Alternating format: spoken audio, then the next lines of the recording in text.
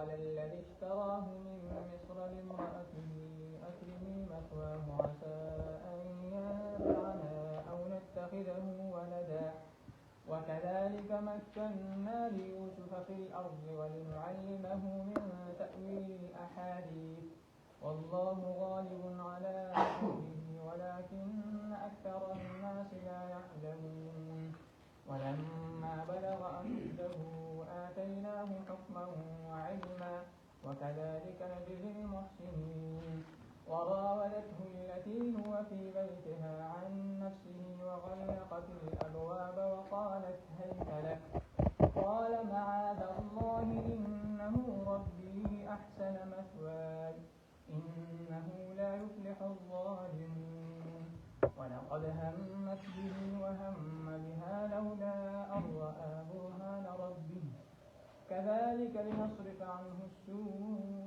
والفحشاء إنه من عبادنا المخلصين صدقت يا رب العالمين.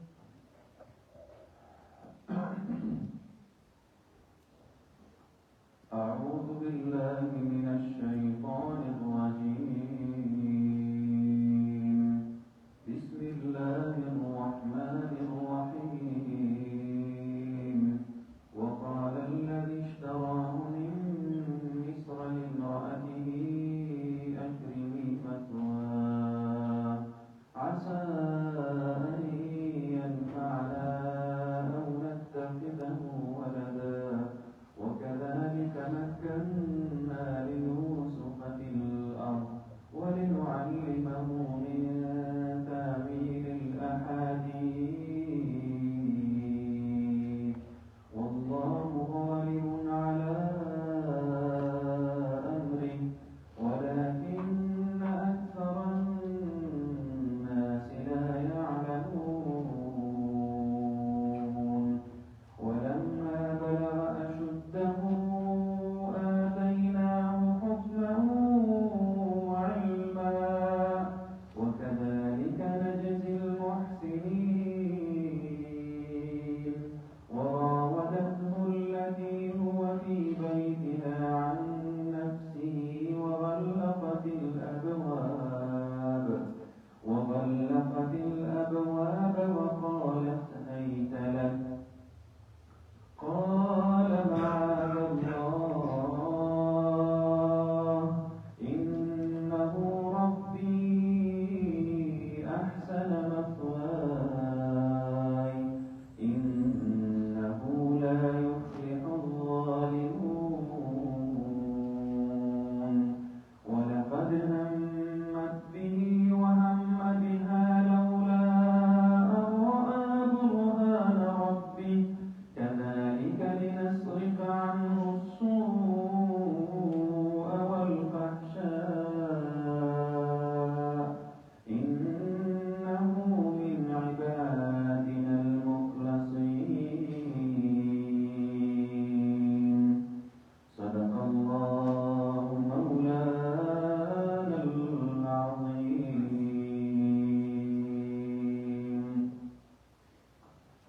در سورة یوسف شلم نمبر آیت کریمه ده. د یوسف علیه السلام ورونو چې کله د خپل ورور په کوهي کې پرېښود او یو قافله راغله د هغوی د طرف نه مالک ابن زعیر د اوبو رایستلو دپاره کوهي ته راغی. یوسف علیه السلام په کوټه کې راوچت شو، راووتلو. مالک ابن زعیر ډېر زیات خوشحاله شو. ډېرونو به یې ډونګې لګو د یوسف علیه السلام. د ده په ډونګ کې را روان شو. قافلې والا ته یې وویل دا زموږ غلام دی، زموږ نه تښتېدلی دی. په دوی باندې یې په ارزان نرخ باندې خرڅ کړو، چونکې پیسې ګټل د ډېرونو مقصود نه و. مقصود د پلار د نظر نه بنا کول و. دې وجې نو په دې یېرېدل هسې نه، خو په دې ځای کې زموږ د ورور د قافلې نه چېرته واپس شي دې وجې نه دی وایستاره. نو چې کله دوی د شام فلسطین د حدودو نه راووتل او مصر ته راداخل شول، زړونه مطمئن شو چې بس اوس زموږ دا ورور نور خپل کور ته واپسي نشي کولی او زموږ چې کوم تدبیر او منصوبه ده هغه زموږ پلار ته ښکاره کېدی نشي. نو دوی ترې راوتل شو. یوسف علیه السلام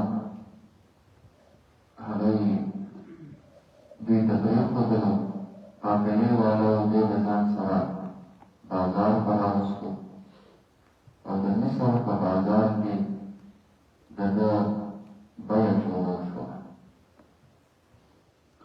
نو یوسف علیه السلام چونکې د رنګ نه ډېر زیات ښایسته و، حسین او جمیل نوجوان و، نو خلکو کې د یو بل سره مقابله شروع کړه. خبره ورورسېدله دې ته چې یوسف علیه السلام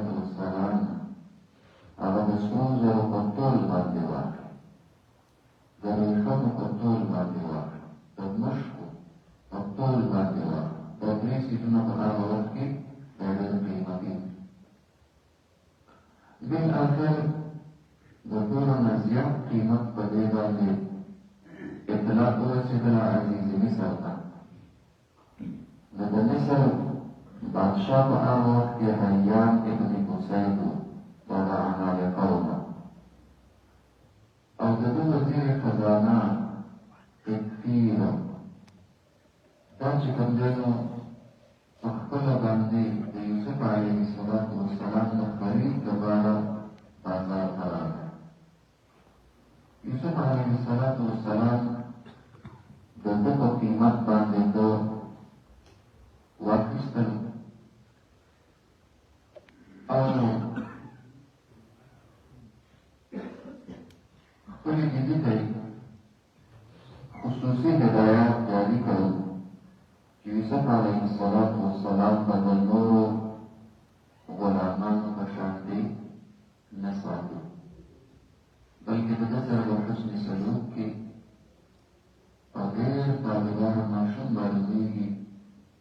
نو کېدای شي موږ یې د ځان له عضویوالي سره ونیسو. شکل یې موږ د غلامانو نه دی، خوی خصلت یې موږ د غلامانو نه دی. چېرته د اشرافو د معززینو د کورنۍ سره تعلق ساتي.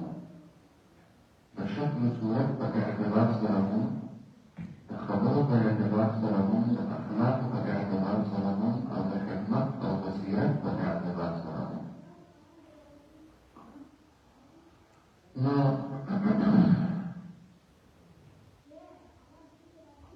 دې وجه نه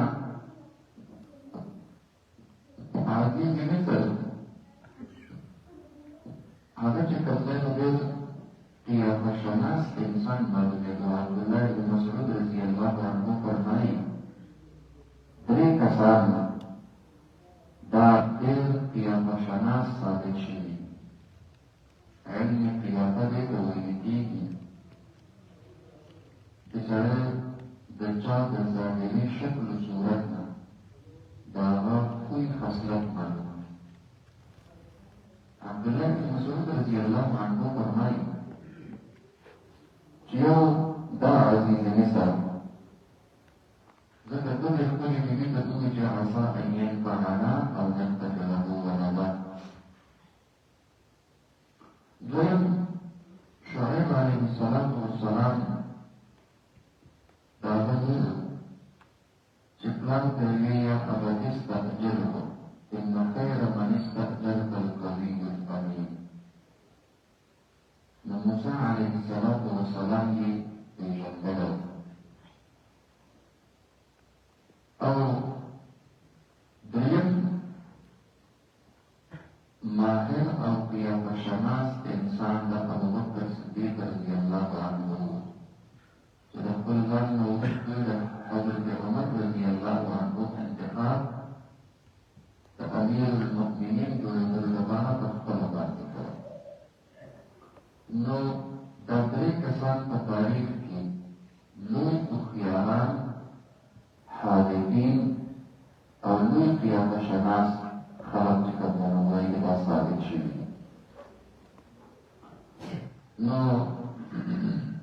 یوسف علیه السلام متعلق عزیز مصر خصوصي هدایات جاری کړل چې د نورو غلامانو په شان کې به یې نه ساتي، ډېر خیال به یې ساتي، قدر قیمت به ورله ورکړي. الله رب العالمین فرمایي چې د هجرت وړاندنۍ نتیجه هغه دا راغله چې د بادشاه په کور کې د عزت زندگی موږ یوسف علیه السلام ته ورکړه. نو فرمایي شاباس وقال الذي د مصر نه یعنې عظیم مصر تکفیر چې دا د بادشاه هیوته د هغه چې کوم دی نو ګویا کې وزیر خزانه وه. تاسو پوه شولې په خبره باندې؟ نو فرمایي وویل هغه لامرأته خپلې بیبي ته او د ده بیبي چې کوم دی نو د هغې نوم زلیخا یا زلیخا یا راعیل وویل بیبي خپلې ته اکرمي مثوابه بهتره کا او عزتمنده کا مثوابه ټکانه د ده د ځای د ده وسانه دا د عزت جوړه کړه. اکرام او عزت ورکولو ته ویل کېږي. اکرمي مثوابه عزتمنده کا ټکانه د ده وسانه د ده عسى ان ينفعنا قریبه ده چې نه پاره کې مونږ ته او نتخذه ولدا یا ونیسو مونږ د ده لره زوی. دا خو ډېر کار الګ معلومه کېدای شي چې موږ د په راروان وخت کې د خپل حکومت د چلولو دپاره څه کار واخلو او سړی ډېر د کار معلومېږي. وکذلک مکننا لیوسف فی الارض همدغه رنګې موږ ځای ورکړو یوسف علیه السلام ته فی الارض په ځمکه کې یا مکننا لیوسف فی الارض عزت او طاقت موږ ورکړو یوسف علیه السلام ته فی الارض په ځمکه د مصر کې فی الارض په ځمکه د مصر کې ولنعلمه من تأویل الاحادیث او دې لپاره چې وښایو موږ یوسف علیه السلام ته من تأویل الاحادیث هغه نو مراد د دې نه وحی الهي ده. دا د دې لپاره چې بله مونږ د خپل طرف نه چې کوم دی نو نبوت ورله ورکړو او وحي ورله چې کوم دی نو دا ورله ورکړو. یا من تأویل الاحادیث من تعبیر الاحلام دې لپاره چې بله مونږ د خوبونو تعبیر خلک خپل خوب بیانوي که نه نو هغه د حدیث په مرتبه کې راغله. تاسو پوه شئ خبره باندې که نه نو من تأویل الاحادیث معنی من تعبیر الانام من تعبیر الاحلام. نو دې لپاره چې موږ ته وښایو تعبیر د خوبونو. یا دریم نمبر پر من تأویل الاحادیث فهم د امور مملکت حکومتي خبرې چې د هغې سمج ګټه موږ ورکړو نو د دې لپاره موږ دې د حاکم په کور کې واوسو نو دې به په آداب حاکمیت باندې پوه شي. موږ د حکومت نه ډېر نااشنا وي نو موږ د عزیز مصر په کور کې دې ځکه تېره کړو چې دې د حکومت د چلولو د هغې طریقې زده کړي. تاسو پوه شئ ولنعلمه من تأویل الاحادیث دې لپاره چې وښایو موږ دته من تأویل الاحادیث تعبیر د هغې مخصوصو خبرو مخصوصو خبرو نه مراد هغه اصول حکمراني آداب حکمراني. والله غالب على امره الله رب العالمین غالب دی على امره په حکم خپل باندې ولكن اکثر الناس لیکن اکثر د خلکو نه لا یعلمون نه پوهېږي. الله رب العالمین د یو ډېر لوی منظم نظام فکر د یوسف علیه السلام د هغه چې کوم دی نو ګویا کې د ژوند د مختلفو مرحلو کار کوو. نو دې طرف ته اشاره ده چې دا عزیز مصر د ده د اغستل او د ځان سره په کور کې پاتې کول دا د یو ډېر لوی منظم منصوبه بندۍ ته الله نصیب وکړله. دا حادثه د اتفاقي خبره نه وه، بلکې دا د یو ټیکه منظم حکمت عملی ته الله رب العالمین داسې وکړله. ولما بلغ أشده آتيناه حكما وعلما. او هر کله چې ورسېد یوسف علیه السلام هغې قوت او طاقت خپل ته ورکړلو موږ ده ته حکما وعلما، نبوت او علم. نو حسن بصري رحمت الله علیه فرمایي چې کله دی عمر د څلوېښتو کالو ته ورسېد، عبدالله بن عباس رضی الله عنهما فرمایي چې کله دی عمر د 33 کالو ته ورسېد نو ده ته موږ نبوت ورکړو، آتیناه حکما، ده ته موږ قوت فیصله ورکړله، د الله احکام، د الله فیصلې د خلقو ته واورئ. وراتنا نبوت دی وعلما او علم ورله ورکړو. وکذلک نجزي المحسنین، او همدغرنګې موږ بدله ورکړو نیکي کوونکو خلقو ته. لکه څرنګه چې یوسف علیه السلام ته د دنیا غلبه، فتحه او د مصر بادشاهي ورکړله، نو همدغرنګې او ورسره ورته نبوت هم ورکړو. نو هغه ظاهري او روحاني دواړه غلبې ورته نصیب کړلې. نو الله فرمایي چې همدغرنګې موږ احسان کوونکو نیکي کوونکو خلکو ته موږ چې کوم وایي کې بدله ورکړو. أشکر وعدنا من الذين آمنوا منكم وعملوا الصالحات. بلکې د دې آیت کریمه تشریح په تاسو باندې سره وکړي. وعد الله الذين آمنوا منكم وعملوا الصالحات ليستخلفنهم في الأرض كما استخلف الذين من قبلهم. نو د حکومت د حاصلېدلو لپاره دوه خبرې دي. یوه دا چې کوم خلک مؤمنان وي په حقیقت کې او عقیده یې کمزوري نه وي، لکه دا زموږ د ایمان غوندې په حقیقت کې ایمان راولي، د غیر الله نه نه یېرېږي، نو نمبر وعملوا الصالحات. او دویم اعمال د دوی چې کوم دی نو ګویا کې دا صالح وي. اعمال نه مراد انفرادي اعمال نه دي، انفرادي او اجتماعي دواړه اعمال د دوی سوي لکه صالح وي. الله فرمایي چې دوی وروسته به ورته ليستخلفنهم في الأرض. نو الله رب العالمین د دوی د حکومت ورکوي، خلافت او طاقت به ورته ورکوي بیا په ځمکه کې. دا دوه خبرې ډېرې زیاتې ضروري دي، ایمان او عمل صالح په انفرادي او اجتماعي دواړو امورو کې انشاءالله څه فرمایي. وفي بيتها عن نفسه وغلقت الأبواب وقالت هيت. اوس دی به چې کوم دی نو یوسف علیه السلام به د عزیز مصر په کور کې پاتې کېدلو. د عزیز مصر د هغه چې کومه ښځه وه زلیخا یا راعیل، هغې چې کوم دی نو د ده نه مطالبه وکړله د ګناه چې دی چونکې د مخ نه ډېر زیات حسین او ښایسته و، نو هغې ورته دا منصوبه جوړه کړله چې خپل کمرې ته دی را وبللو، دی خو د هغې په کور کې پاتې کېدو، خپلې کمرې ته را وبللو. او مفسرینو لیکلي دي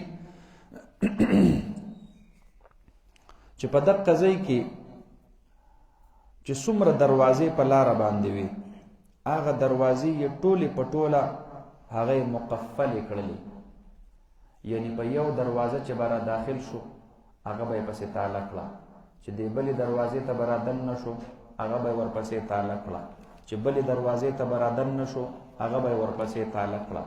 بالآخر چې دی هغې خپلې خلوتګاه ته چې کوم دی نو ګویا کې دی را وبللو،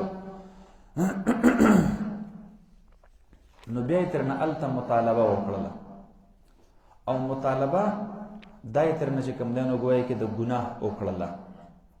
نو یوسف علیه السلام په ډېر لوی امتحان کې راغی، چونکې نبی ابن نبی ابن نبی دی، د اولیاء او د صلحاء سردار دی.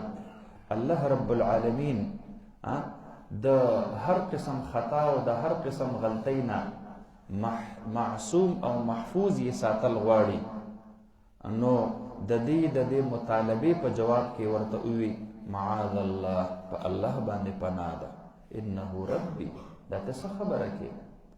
دا چې د چا په کور کې پاتې کېږم، زما محسن دی، دا ستا خاوند. نو ګوره ستا سره ګناه کول د ټولو نه اول عقلي دلیل ورته وایي، چونکې دغه خلق خو مسلمانان نه وو کنه. نو اول ورته عقلي دلیل وایي. وایي داسې څوک کوي د خپل محسن د بیبي سره څوک ګناه کوي، دا خو د هغه بېعزتي ده، دا خو د هغه حق تلفي ده. چې تا سره څوک ښه وکړي نو ته به ورسره ښه کې. د ښو بدله خو په ښو سره ورکول پکار وي، په غلطۍ سره نه ورکول پکار. ما سره یې څومره چې کوم دی نو ښېګړه کړې ده. او وروسته ورته وایي چې انه لا یفلح الظالمون، څوک چې د حدودو نه تجاوز وکړي هغه چېرته کامیابیږي نه. ما ته خو مخې ته ډېرې لویې لویې ګاټۍ پرتې دي، نو بیا زما د کامیابۍ لاره مسدود کېږي او بندېږي. د دنیا او د آخرت د دواړو کامیابي را باندې بندېږي. د دې وجه نه چې کوم دی نو ګویا کې زه په الله سره پناه غواړم، داسې چېرته نه کوم. نو فرمایي وراودته التي هو في بيتها عن نفسه، وراودته وطالبته، مطالبه وکړله د دنه، التي هغې ښځې هو چې و دا یوسف علیه السلام فی بیتها په کور د هغې کې، عن نفسه هغې ترنه مطالبه وکړله په باره د نفس د ده کې، چې دا نفس دې ما ته حواله کا، معنا دا زما سره غلطي وکړه. وغلقت الابواب، او بندې کړلې دروازې. وقالت، وویل دې زلیخې، هیت لکه، زر شه، زر راشه، هیت لکه، اله زر شه. قال معاذ الله، وویل یوسف علیه السلام معاذ الله، اعوذ معاذ الله، زه پناه غواړم په پناه د الله سره. د دې عمل نه زه پناه غواړم په الله سره. نو د ټولو نه اول یې خپل ځان د الله په پناه کې چې کوم دی نو محفوظ کو. د ټولو نه لویه قلعه چې سړی پکې محفوظ پاتې کېدلی شي، دا د الله رب العالمین حفاظت دی، دا د الله پناه ده. نو مضبوطه پناه یې ورته مخې ته کړله.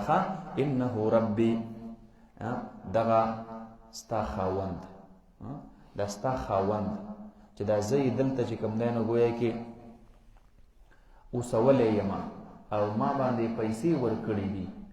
انه ربي، دا خو پالونکی زما دی. نو دی خو چې کوم دی نو زما مالک دی، زما ظاهري چې کوم دی نو زما خرچ او خوراک کفالت دی کوي، زما اوسانه دی را کوي، زما مالک دی. زه خو د ده غلام یم. نو چرته غلام د خپل مالک سره دا زیاتې کوي؟ د احسان بدله خو احسان ورکول دي، د احسان بدله خو چرته هم داسې نه ده. نو احسان فراموشه نه یم. احسن مثوایا، او ښایسته کړی دی زما د مالک، مثوایا ټکانې زما لره، دومره ښایسته کور یې را کړی دی، ښایسته ژوند د هغې متعلق یې تا ته حکم کړی دی چې اکرمي مثواهو. نو دا دومره لوی احسانات را باندې کړي دي. انه لا یفلح الظالمون، شان د خبرې دا دی چې نه کامیابیږي ظالمان.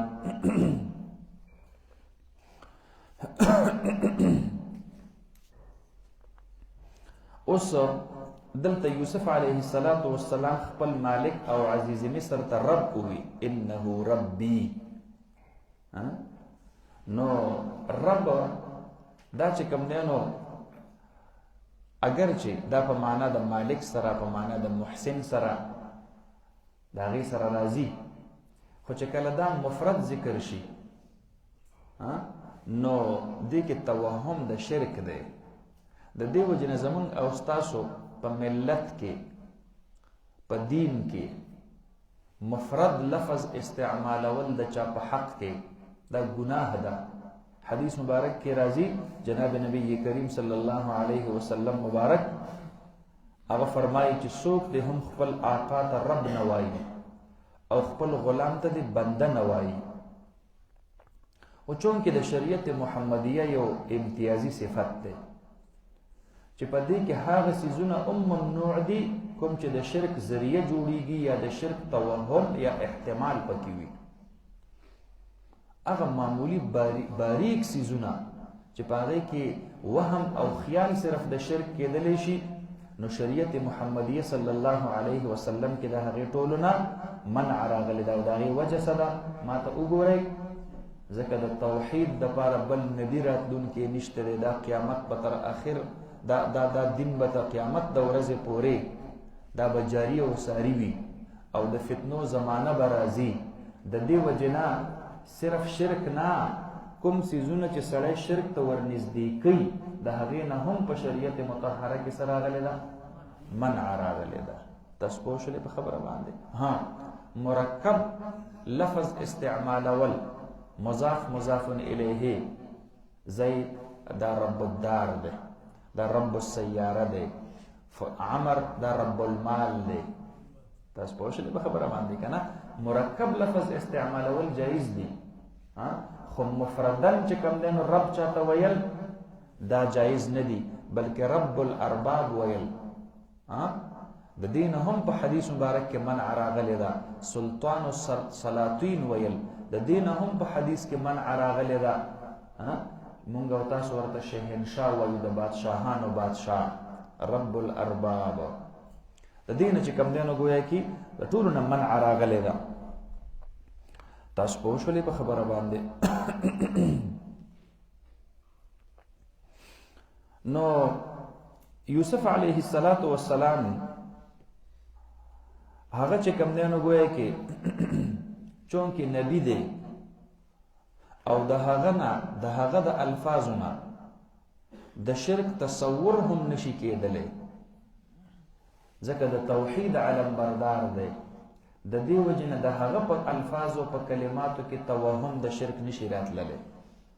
نو که هغه ادا کړي دي نو خیر دی، خو زمون او ستاسو د امتیانو دپاره داسې قسم الفاظ استعمالول د هغې نه منع راغلی ده. تاسو پوه شولې په خبره باندې؟ نو بعض مفسرینو لیکلی دي چې دې زلیخا یوسف علیه السلام ته د هغه د حسن صفت شروع کو، نو وایي ورته چې ستا دا ویښته څومره ښایسته دي. نو یوسف علیه السلام ورته ووایي چې زما د مرګ نه وروستو به زما دا ویښته زما د جسم نه ټول په ټوله جدا شي. نو بیا ورته دی ووایي چې ستا دا سترګې څومره ښایسته دي. نو وی فرمایل چې زما د مرګ نه وروستو به دا اوبه شي او زما په مخ باندې به را اوبهیږي. نو بیا ورته وایي چې ستا مخ څومره ښایسته دی. نو ورته وایي چې دا د انسانانو جسم دا د خاورو خوراک دی، یو ورځ به دا مخ چې کوم دی نو ګویا کې دا به خاوري شي. الله رب العالمین په یوسف علیه السلام باندې فکر آخرت دومره غالب کړی و چې الټه لا دې ته دعوت ورکولو چې په دې ژوند پسې وروستو یو بل ژوند را روان دی او په هغې کې به نه دا ځواني وي، نه به دا حسن وي، نه به دا ښایست وي. هغه به صرف او صرف د انسان د عمل صالح سره تعلق ساتي. انبیاء کرام خو په هر وخت کې دعوت د دین ورکوي که نه. نو دې چې کوم دی نو دې زلیخې اراده وکړله په یوسف علیه السلام باندې، او کو یوسف علیه السلام ته الله رب العالمین خپل حجت او برهان نه وی مخکې کړی، نو یوسف علیه السلام هم په ځوانۍ کې و، هغه به هم بیا د خپل خواهش مطابق په دې اراده کړې وه. خو چونکې الله ورته خپل برهان مخې ته کو، د دې وجې نه یوسف علیه السلام هغه په دې باندې چې کوم دی نو ګویا کې اراده د ګناه دا یې پې ونه کړله. برهان سو یعقوب علیه السلام ورته خپل پلار ورته الله رب العالمین په چت کې د هغه صورت ښکاره کو په داسې شکل کې چې دا ګوته یې په دې خپله خوله کې نیسلې وه، د حیرانتیا په شکل کې ابراهیم علیه السلام ته ته خو زما بچی یې، د نبی بچی یې، د نبی نوسی یې، د نبی کړوسی یې. نو ډېر د تحیر او د تعجب په انداز کې یې یوسف علیه السلام ته کتل. نو مفسرینو لولا ان رأى برهان ربه د برهان یو تفسیر دقه کړی دی. کو چرته د یوسف علیه السلام پسترګو یعقوب علیه السلام د غصې او د حیرت په انداز کې نوې راغلی، پلار چې سړي ته ګوري نو د پلار د غصې او د پلار د حیرت د هغې نه انسان د زوی له حیا ورځي او دی د هغې کار نه بیا منع کېږي. د پلار د مخې څوک دا غلط کار نه کوي. د دې وجې نه چې کوم دی نو ګویا کې الله رب العالمین ورته د خپل پلار صورت د غصې او د حیرت په حالت کې چې کوم دی نو را مخامخ کو. دویمه دا ده چې د عزیز مصر صورت او شکل دا ورته چې کوم دی نو راښکاره شو، نو د تصور کې دا وکړله چې دا خو زمونږ د دې کور مالک او د دې ښځې خاوند، نو دا خو زه د هغه حق تلفي به کومه. د دې وجې نه چې کوم دی نو ګویا کې یوسف علیه السلام ته د الله د طرف نه یو برهان ښکاره شو. دریم په چت باندې چې کوم دی نو ګویا کې یو آیت کریمه ولیدلو، ولا تقربوا الزنا انه کان فاحشه. داسې مه کوه، نږدې کېږه ورته هم دې ګناه ته، دا خو فاحشه ده، وساء سبیلا او ډېره زیاته خرابه لار ده. نو د الله د حکم یې چې ولیدلو نو هغه طبعي او انساني چې کوم دی نو ګویا کې میلان هغه هم دې زلیخا طرف ته ونکو. او سلورم خپل نبوت او معرفت الهی ورته چې کوم دی نو ګویا کې را مخې ته شو. الله رب العالمین خو ورته د مخکې نه چې کوم دی نو دا خبره ورچولې وه که نه چې مونږ به دته حکمت ورکو او ولنعلمه من تأویل الاحادیث. نو دا ټول په ټول خپل نبوت او د الله معرفت ورته را مخې ته شو. نو سلورم نمبر تعریف د الله د برهان هغه دا به تاسو د ځان سره ولیکئ. پنځم نمبر دا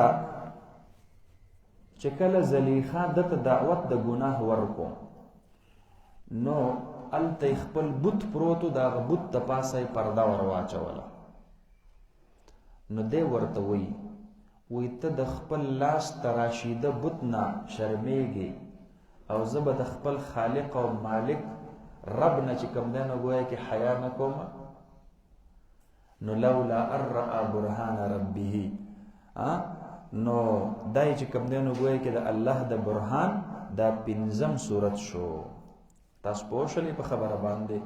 علامه ابن جریر رحمت الله علیه یو شپږم دغه تفسیر په دې ځای کې لیکلی دی او هغه فرمایي وی د الله دا برهان لکه څرنګه چې الله یې وضاحت نه دی کړی، مستور خفیا پر راز کې پرېښودلی دی، همدقه رنګې مونږ له هم پر راز کې پرېښودل پکار دي چې د الله برهان هر څه و، خو دا یوسف علیه السلام یې منع کو. بس دومره حده پورې قرآن د هغې آیت کریمه دی، تر دومره حده پورې به چې کوم دی نو مونږ او تاسو د دې تفسیر کوو.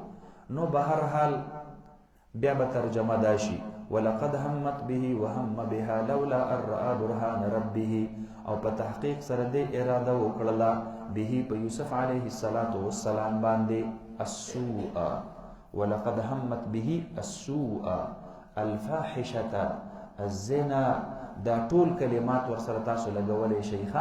دې په اراده د دقې ګناه وکړله.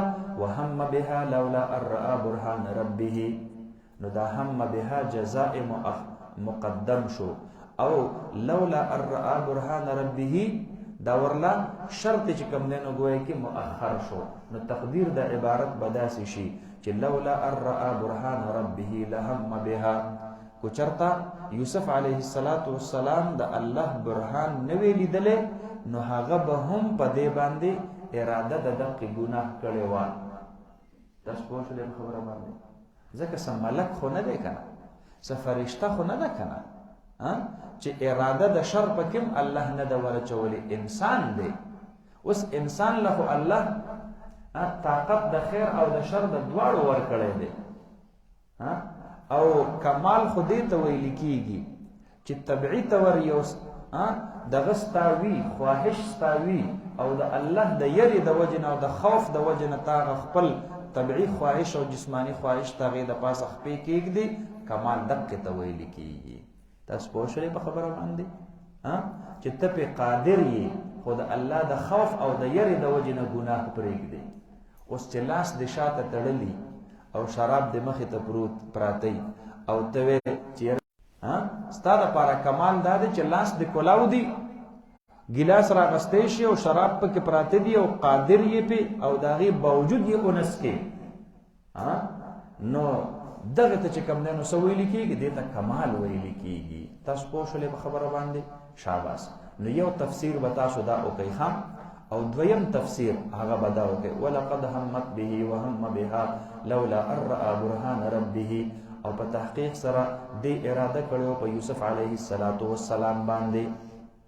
نو دلته به د ارادې نه مراد د زړه چې کوم دی نو ګویا کې عزم او قصد وي.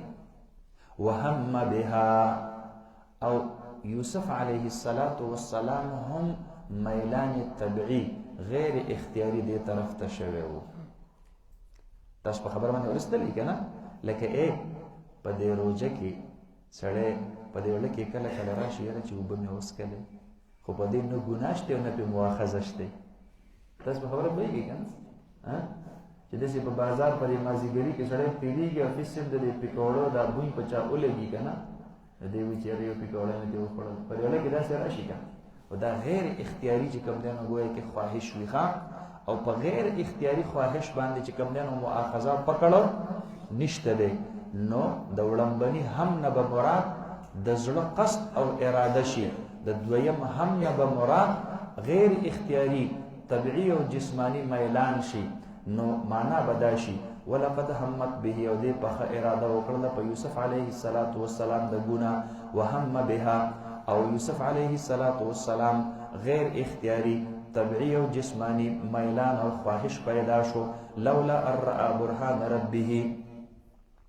دریمه ترجمه ولقد همت به، او دې زلیخې اراده وکړله په یوسف علیه السلام باندې، وهم بها وهم الفرار عنها، او یوسف علیه السلام ترنه د تېښتې اراده وکړله. نو دا دویم هم او دا وړاندې هم دا به بیا په یک یو معنا باندې راشي. هغې کلکه اراده وکړله او د کلکه عزم وکړو د هغې د تېښتې. نو وروسته ورسره هم الله رب العالمین دقه فرمایي بیا ښه چې دې تر نه چې کوم دی نو ګویا کې را روان شو، په منډه شو، واستبق الباب. نو وهم الفرار عنها واستبق الباب. نو چې څنګه اراده وکړو تشه اراده نه وه ښه، بس په منډه باندې چې کوم دی نو ترې نه روان شو، نو دې مخکې هغه ورپسې شاته ور روانه وه. نو فرمایي لولا ان رأى برهان ربه. نو تاسو به د برهان چې کوم دی نو 15 تفسیرونه دا به تاسو یاد ساتئ ښه، خلاصې په طور درته بیا وایم، یاد ساتئ ښه. نمبر 1 یعقوب علیه السلام تصویر ورته رامخې ته شو، ګوته په خوله. حضرت عبدالله ابن عباس رضی الله عنهما د برهان دا تفسیر کړی دی ښه. او دویم عزیز مصر دغه تصویر ورته مخې ته شو. دریم چت کې ولیدل ولا تقربوا الزنا انه کان فاحشا. څلورم خپل نبوت او د الله معرفت او د الله یره ورته مخې ته شوه. پنځم زلیخا په خپل بت باندې صادر ور واچو. نو ده ورته ووی چې تاله د خپل لاسو د تراشیده بت نه حیا درځي، نو ماله به د خپل خالق او مالک رب نه چې کوم دی نو ګویا کې حیا نه راځي. نو دا د الله برهان وخه. او دا 15 چې کوم دی نو د برهان تفاسیر دي. او شپږم علامه ابن جریر رحمت الله علیه مفسر عظیم مفسر هغه کړی دی، هغه وی څنګه چې الله رب العالمین دا برهان خپل مستور پرې ښودلی دی، خفیه یې پرې ښودلی دی په راز کې، مونږ به هم دقه شانتې په راز کې پرېږدو، بس په کیفیت یې الله عالم دی خو داسې یو څیز ورته الله مخې ته کو چې په هغې سره دی د دې غلطۍ او د دې ګناه نه څه شو د هغې نه منع شو. شاباس. نو فرمایي کذلک لنصرف عنه السوء والفحشاء کذلک فعلناه، مونږ دا دومره خبره ولې وکړه، دا برهان ورته ولې مخې ته کو؟ دې دپاره چې همدقه رنګې د دې دپاره لنصرف عنه السوء والفحشاء چې مونږ واړو د دنه السوء والفحشاء غلطي او دقه رنګې بې حیایي، السوء گناه صغیره، والفحشاء گناه کبیره، السوء خیانت، الفحشاء زنا. دا درې واړه ترجمې به تاسو یادې ساتئ. ښه پوه شولې په خبره باندې که نه؟ شاباس. نو فرمایي کذلک لنصرف عنه السوء والفحشاء. ما ته وګورئ د قرآن کریم اسلوب بیان ته لږ سوچ کوئ که نه. الله داسې ونه وي چې موږ یوسف علیه السلام د غلطۍ نه راواړو، نه چې غلطي موږ د ده نه واړو. تاسو په خبره ورسېدلی که نه؟ چې غلطي د ته ورنږدې نه شي چېرته، ځکه نبي دی او نبي خو معصوم عن الخطأ وي. وروستو به دی خلکو ته دعوت ورکوي، نو چې دی د خلکو ته دعوت ورکوي نو خلک به د ده په دعوت باندې بیا یقین څنګه کوي؟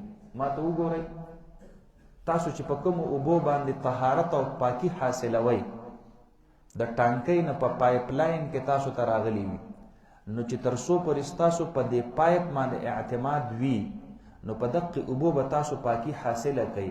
خو که ستاسو په دې اعتماد ختم شو چې دا پیپ دا راغلی دی په نالۍ کې او هغه پیپ دا په نالۍ کې سوری شوی دی، ممکنه ده چې په دې کې ګنده اوبه را داخلي شوي وي، په ایمان یې وایي په دغې اوبو به څوک پاکوالی حاصل کړي، بیا دا په خپله پاکي نه دي، نو موږ به کې څه چې کوم دی نو پاکوالی حاصل کړو.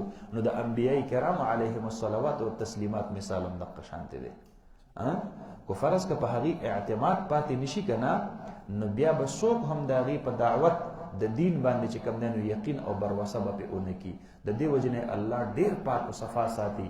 نو الله داسې عجیب تعبیر وکړو لنصرف عنه چې مونږ د ده نه واړو السوء والفحشاء، وړو لویه ګناه، دا ټول چې کوم دی نو د ده نه مونږ واړو. انه من عبادنا المخلصین، بېشکه و دا یوسف علیه السلام د بندګانو زمونږ نه المخلصین، مخلص کوم چې خالص کړی شوی و، یعنی هغه چې کوم دی نو ګویا کې خالص زمونږ بندګي کوله او د بل چا طرف ته چې کوم دی نو ګویا کې میلان یې نه لرلو، نو المخلصین یا یې معنا ده انه من عبادنا المخلصین المختارین. عام انسان خو نه دی که نه، غوره انسان دی، نبی وقت دی، المنتخبین د منتخبو خلقو نه دی. شاباس. نو فرمایي ښه واستبق الباب او دواړو منډې کړلې دروازې طرف ته، مسابقه د یو بل نه مخکې. نو کومې دروازې ته به یوسف علیه السلام هغه به چې کوم دی نو ګویا کې منډه کوله، نو هغه دروازه به په خپله باندې چې کوم دی نو ګویا کې دا به هغه جرنده به یې کولاوېدله او دروازه دا به لرې کېدله. اووه دروازې وي تاله شوې، او دا اووه واړه تاله شوې دروازې دا تالې به بغیر د چابۍ نه دا به کولاوېدلې او یوسف علیه السلام هغه ته به لاره کولاوېده. نو والذین جاهدوا فینا لنهدینهم سبلنا، څوک چې په اخلاص سره زمونږ په لار باندې روان وي، الله رب العالمین فرمایي د لارو برابري بیا زما کار دی، لار به ورته زه برابروم.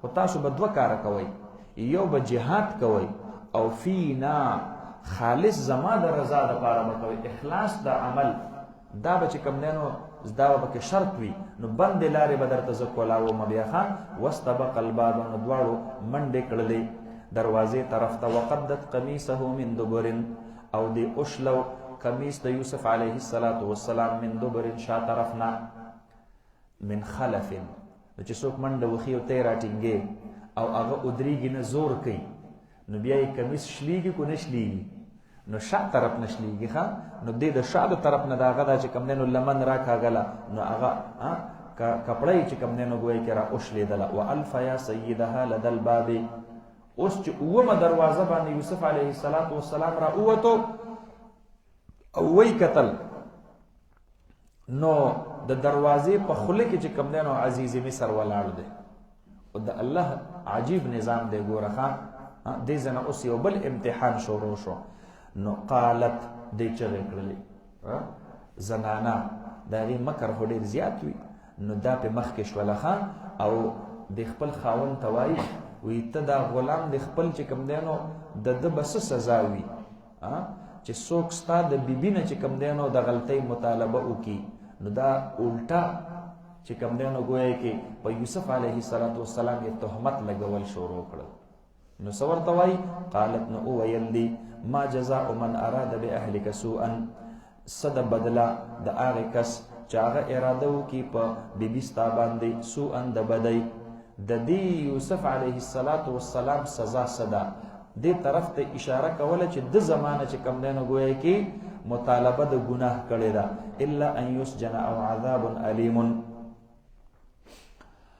مگر دا خبره چې الا ان یسجن چې دې قید کړلی شي او عذاب علیم یا دردناک عذاب نو دا ورته چې کوم دی نو ګویا کې په خپله باندې سزا هم متعین کوي یاره بس د ده خو نور څه سزا نشته دی یا خو دا ده چې جیل ته ور ولیږو او یا دا ده چې سخته سزا ورله ورکړو دا به ښه وي نو قال اوویل یوسف علیه السلام هي راودتنی عن نفسی نا دې زمانه مطالبه وکړله زما د نفس په باره کې عزیز مصر ته وایي چې ما ترنه مطالبه نه ده کړې ښه دې زمانه چې کوم دی نو مطالبه وکړله دې نه یو مسله بله معلومه شوله چا باندې چې تهمت ولګي نو پکار دا ده چې د هغې خپل تهمت صفایي بر وقت چې کوم دی نو څه کي دا پیش خامخا بر وقت د هغې خپل تهمت صفایي پیش کي ښه دې ته دې نه پرېږدي چې نه بس دا خو دروغ دي او زه به خاموشي چې کوم دی نو ګویا کې دا به اختیار کړم تاسو پوه شولئ په خبره باندې نو یوسف علیه السلام وضاحت کوي د خبرې ښه نو فرمایي هي راودتنی عن نفسی دا زلیخه راودتنی طالبتنی دی مطالبه کړې د زمانه عن نفسی په باره د نفس زما کې دی زمانه مطالبه د ګناه کړې ده وشهد شاهد من اهلها او گواهی وکړله یو گواه من اهلها د اهل د دقې زلیخې نه نو د دې چې کوم دی نو ګویا کې په دقه ځای کې یو ماشوم پروت او په زانګو کې نو یوسف علیه السلام هغه چې کوم دی نو ګویا کې اوس په دې ځای کې خو ګواه پکار دی هغه ماشوم ګویا شو او هغه ورته ووي په زانګو کې قاعده کلیه یې پیش کړله عزیز مصر ته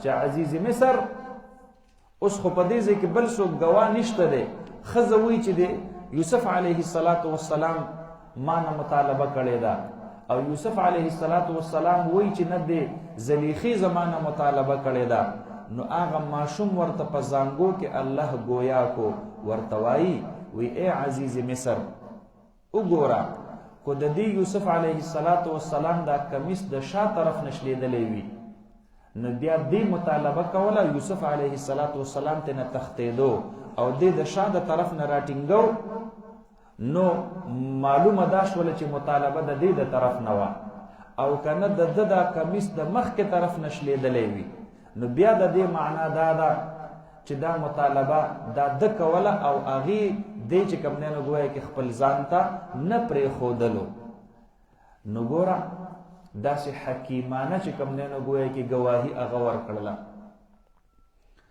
او دا معجزه وه د یوسف علیه السلام د پاره او د دغې هلک د پاره چې کوم دی نو ګویا کې دا په ماشوموالي باندې خبرې کول دا د الله په قدرت او په طاقت کې ده او دا سوړمبنۍ واقعه نه وه د دې سره چې کوم دی نو نورې هم داسې واقعې شته دی چې الله رب العالمین د چا د پاک دامنۍ دپاره ماشوم چې کوم دی نو ګویا کې په بچپن کې په وړوکوالي کې څه کړی وي هغه ګواه کړی وي لکه عیسی علیه السلام هغه باندې چې کله په مور باندې کله تهمت ولګېدو نو عیسی علیه السلام هغه په زانګو کې چې کوم دی نو ګویا کې د دغه خپل مور د تهمت خلاف چې کوم دی نو گویا کې الله رب العالمین گویا کو.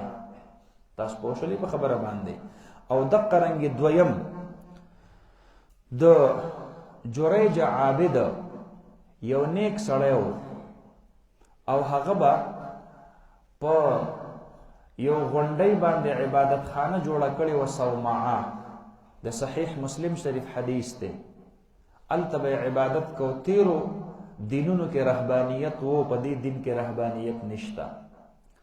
نو د مور یې یاد شو. د میندو ته خپل بچي ډېر یادېږي. نو د مور یې ملاقات له لاړه. نو د غونډۍ د لاندې ودرېده، بره ورختې نه شوه، دا بوډۍ وه. نو د لاندې نه آواز وکړو یا جریج یا بنیه. ابو هریره رضی الله عنه چې دا حدیث را نقل کوي نو وی نبی علیه الصلاۃ والسلام دا الله سره واغستو او د دې وروزو د پاسه په دې تندي باندې داسې کېښود، د دې زنانه پیښې یې کولې. نو وی دې بوډۍ د غونډۍ په ویښ کې چې ودرېدله او پاس یې کتل، نو وی یا جریج یا بنیه. او دا کو تاسو خیال کړی سړی چې کله بره ګوري نو د انور دا شواګانې سړي له سترګې چې کوم دی نو بریښي. دې وجې نه خلق د چتر ټوپۍ اغوندي. بعضې خلق تاسو لیدلي که نه، دا د دې دپاره چې دا د سترګو نه چې کوم دی نو ګویا کې د انور دا شعاګانې راله له سترګې نه بریښي. نو څوک چې لاندې ولاړ وي او پاس ګوري نو اکثر کو تاسو خیال کړی نو داسې کي. لیدلي دي که نه؟ نو نبی علیه الصلاۃ والسلام هم د دې بوډۍ پیښې چې کولو نو ابو هریره صاحب فرمایي رضی الله عنه نبی علیه السلام مبارک داسې وکړل. دې ته یې آواز وکړو، د خپل بچي ته آواز وکړو. هلته یې زوی په مانځه باندې ولاړ دی جریج. نو په دې مانځه کې په دې زړه کې وایي یا رب امي و صلاتي. الله یو طرف ته مونځ دی او بل طرف ته مې مور هغه مې رابلي. اوس که مونځ ختمومه مور به خفه کېږي او که مور راضي کومه نو مونځ به ماتومه. اوس څه وکړم؟ شیخ وخه نو اصول شریعت ته ونه کتل، هغه خپلې بې علم شیخۍ ته یې چې کوم دی نو ګویا کې وکتل. نو د مور د جواب د هغې چې کوم دی نو ګویا کې د هغې د آواز جواب یې ورنه کو. بس آرام سره ولاړ دی خپل مونځ ځان له کوي. نبی علیه الصلاۃ والسلام مبارک فرمایي دویمه ورځ باندې د مور بیا راغله او بیا یې د خپل زوی ته آواز وکړو. زوی یې یاد شوی دی. زوی آرام سره بیا په مانځه باندې ولاړ دی. درېیمه ورځ باندې بیا مور راغله چې آواز یې وکړو، د زوی ورلسه ریسپانس ورنکو، جواب ورنکو. نو دا مور یې ډېره خفه شوه. نو د ډېر خفګان د وجې نه په خوله باندې خیره راغله دی خپل زوی ته او ویل والله لا یأتیک الموت حتی ترى المونسات. زما دې په الله قسم جریجه تعالی به تر هغه وخته مرګ نه راځي چې تر څو پورې پتا باندې د غلطو زنانو تور او تهمت نه یې لګېدلی. الله اکبر. د مور بددعا الله دې مونږ او تاسو ټول ترېنه وساتي. د مور خیرې ډېرې خطرناکې دي. ګورئ ښه نو حدیث مبارک کې راځي چې مور خو لاړه رخصت شوه، خیره یې د خولې نه وخته. دقې کلي کې یو زنانه وه او د هغې ماشوم بغیر د خاوند نه وشو. کله یې پسې راغونډ شو، الشا به وایه دا د رنګ نه ډېره زیاته ښایسته وه. دې ته وی وایه دا ګناه در سره چا کړی؟ دې ورته وی د دغې پورې عبادت خانې نه یو کس راکوز شوی و. نو هغوی وی چې په عبادت خانه کې خو جریج پاتې کېږي. نو په عبادت خانې ته ور وختل، اوازونه یې کول. جریج بیا په مانځه باندې ولاړ دی. دوی سخسورې او بیلچې او کودالې راواغېستلې. حدیث مبارک کې راځي او د دې عبادت خانې دا دیوالونه یې نړول شروع کړل چې ښه ته دلته دا کارونه کوې. دننه چې دوړې او اوازونه شور شغب لاړ، زر یې مونځ ختم کو جریج او دې ته وایي ما شأنکم، ولکه څه چل دی، خیر دی؟ هغې ورته وایي تا زمونږ د یو پاک دامنې زنانه سره مخ تور کړی دی. دی ورته وایي ما نه دي کړي. هغه ورته وایي تا کړي دي. ښځه ګواهي ورکوي. دی ورته وایي ښځه پرېږدوئ، د دغې ښځې په غېږه کې چې کوم ماشوم بچی دی هغه ماشوم راولئ، هغه به ګواهي ورکوي زما د پاک دامنۍ. او دلته د الله نه سوال شروع کو، الله ستا په علم کې ده چې زه پاک یم، خو د مور خیرو وهلی یم. نو هغه ماشوم یې چې کله راوستو، دی ورته وایه د چا نه پیدا یې؟ هغه ورته وایي وای دی پورې عبادت خانې نه یو شپونکی را کوز شوی و. زه خو نه یم کنه جریج ورته وایي. هغه ورته وایي نه ته نه یې. د جریج پاک دامني د مور د غېږې په ماشوم باندې الله رب العالمین ښکاره کړله. نو هغه خلق هغې راغلل او د جریج لاس یې ښکلول شروع کړل. ګوره دا کرامات دي د اولیاو. ښه حدیث مبارک کې راځي لاس ورله صحیح مسلم شریف روایت ته لاس ورله ښکلول شروع کړل.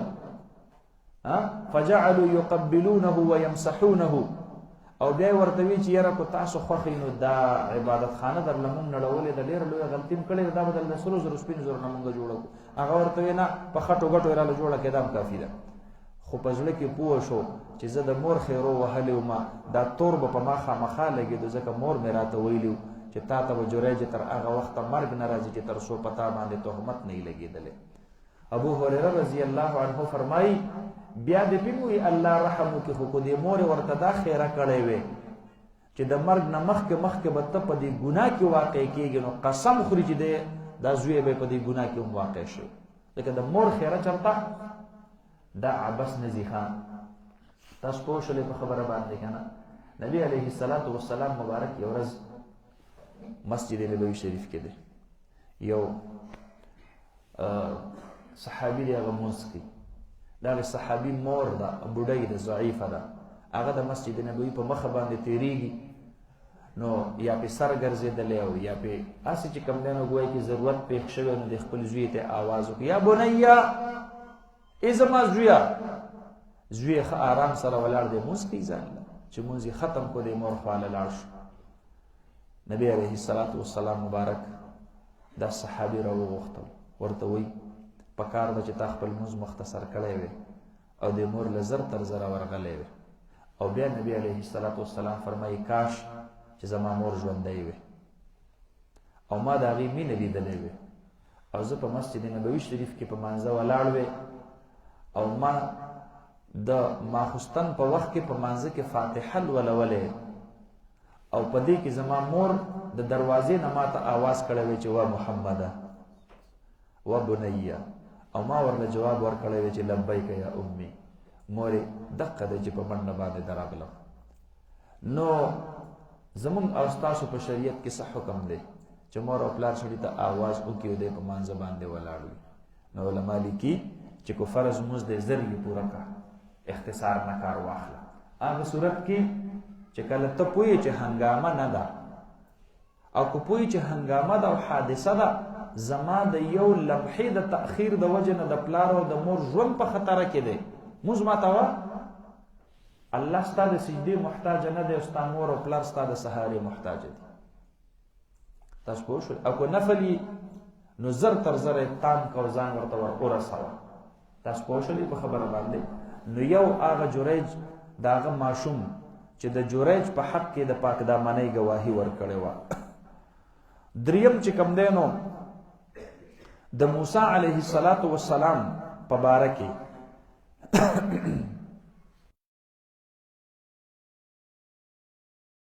باندې تور او تهمت ولګېد نو د فرعون یو خادمه وه د هغې په غېږه کې ماشوم و د موسی علیه الصلاة والسلام د پاک دامنۍ ګواهي ورکړله.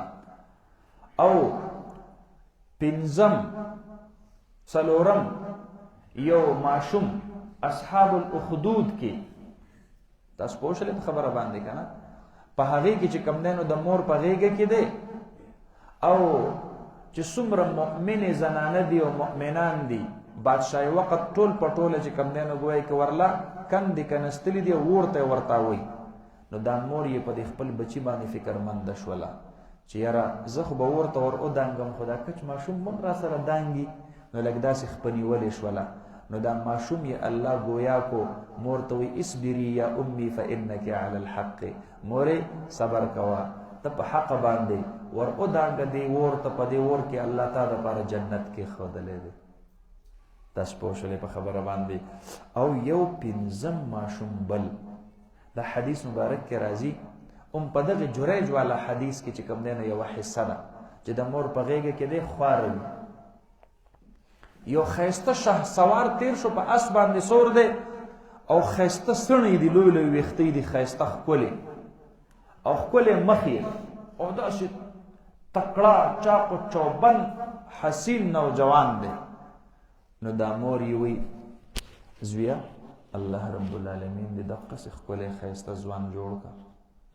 نو د حدیث مبارک کې راځي د مور د دې خوا نه یې دا خوله روباسله او د مور ته وکتل، مور ته وی خدای دې چېرته هم داسې ونه کړي.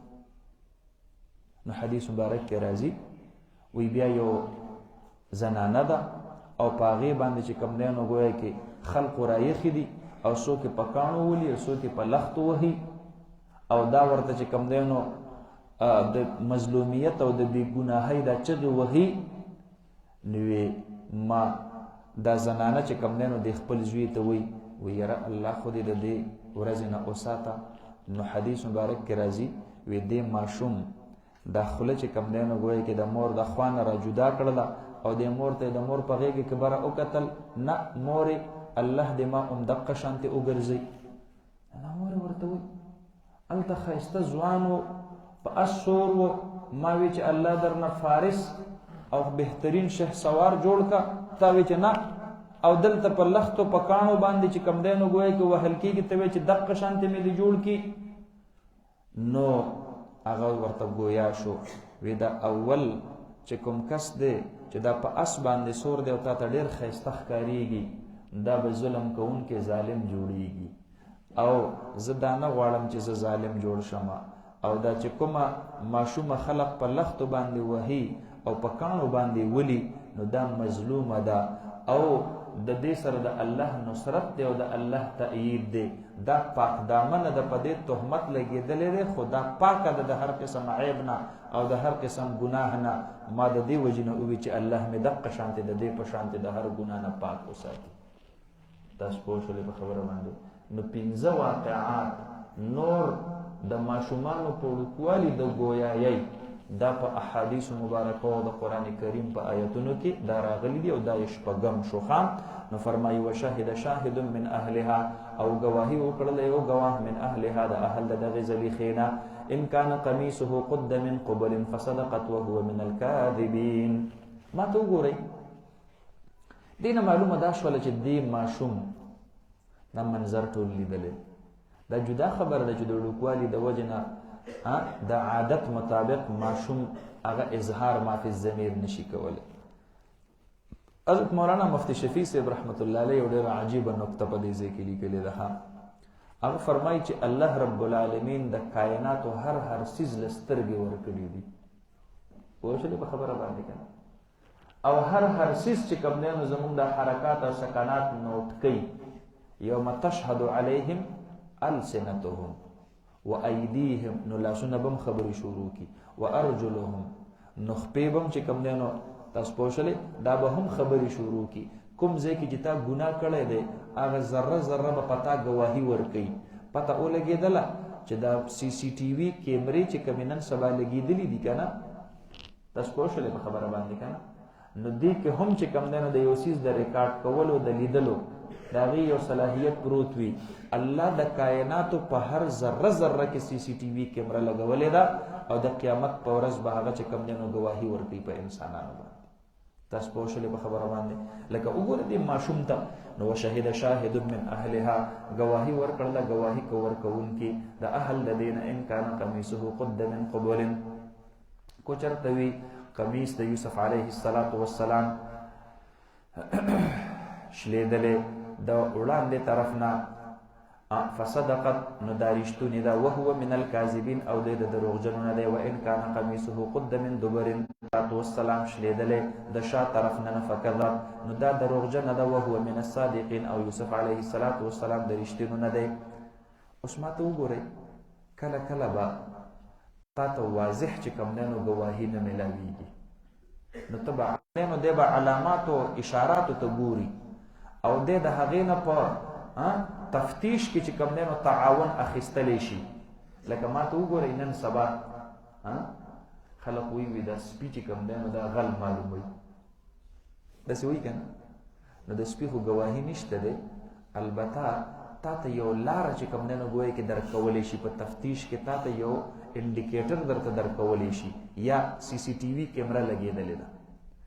نو سی سی ټي وي کیمره کې چې تا په غلا څوک ولیدو یا دې په ګواهي نه ده پیش کړې ګواهان نه دي پیش کړي یا دې غل اعتراف نه دی کړی نو حد نشي قایمولی ښه د سی سی ټي وي کیمرې په ریکارډینګ باندې حد نه قایمېږي ګورئ ښه تاسو په خبره پوهېږئ اسلام چې کوم نصاب مقرر کړی دی د اثبات جرم دوه خبرې دي یا اعتراف دی یا شهادت او گواهی ده اعتراف او اقرار دا حجت قاصره دی دا څه دی حجت قاصره دی مطلب دا چې ښځه او سړی دي دواړو کې یو اقرار وکړو چې مونږ ګناه کړی دی نو چې چا اقرار وکړو صرف په هغه باندې به سزا جاری کیږي د دې بلې په حق کې د اقرار د وجې نه حد نشي جاری کېدلی تعزیر ورکولی شي خو حد ورته اقرار حجت قاصره دی دا به صرف او صرف د مقر پورې او د معترف پورې دا به محدود وي ښه د ده نه به دا بل چاته تجاوز نه کوي ښه دا حجت قاصره دی او دویم شهادت او گواهی ده هغه په دم لاګو کېږي او په بل هم لاګو کېږي اوس نن سبا چې کوم دی نو جدید زمانه ده ما ته وګورئ چا ډي ان اے ټیسټ وکړو خلک ویلي باټرۍ ته یې بوستو او ډي ان اے ورله وکړله او په هغې کې راووتل چې او ده ګناه کړې ده یا دې زنانه ګناه کړې ده نو دا مؤید دی خو مثبت نه دی ښه دا څه دی مؤید دی خو دا مثبت